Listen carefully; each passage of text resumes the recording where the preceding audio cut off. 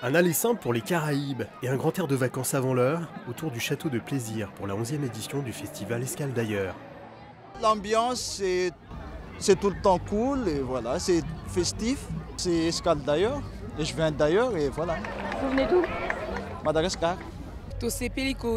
Nous sommes contents de vous accueillir à Plaisir pour nous amuser et faire la fête ensemble. C'est très sympa.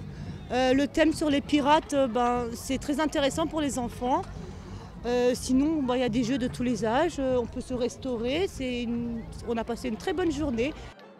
Des animations avec la compagnie des pirates bretons et leur navire baptisé l'Improbable. Des parcours sportifs et d'aventure comme ce jeu de cordes mexicaine. Mais aussi la construction d'un mini-village de maisons à base de torchis, un mélange d'argile et de paille. Un procédé ancestral et écologique. Les maisons comme ça se faisait aussi là-bas dans le temps. C'est une technique qui est utilisée dans des pays comme ça, notamment des pays chauds, parce que les maisons en torchis, ça garde la fraîcheur.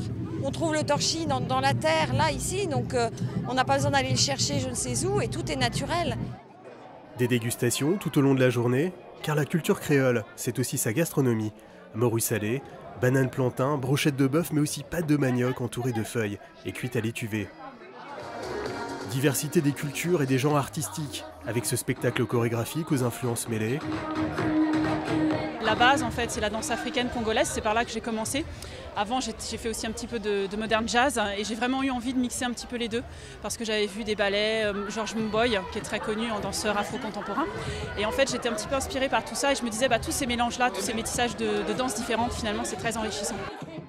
Reggaeton, zouk, musique traditionnelle et folklorique, tous les styles étaient représentés.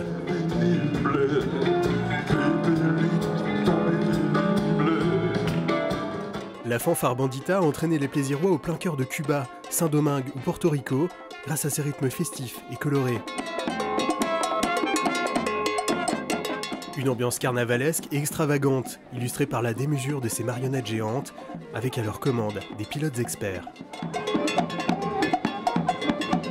Comme chaque année, près de 10 000 personnes avaient réservé leurs billets.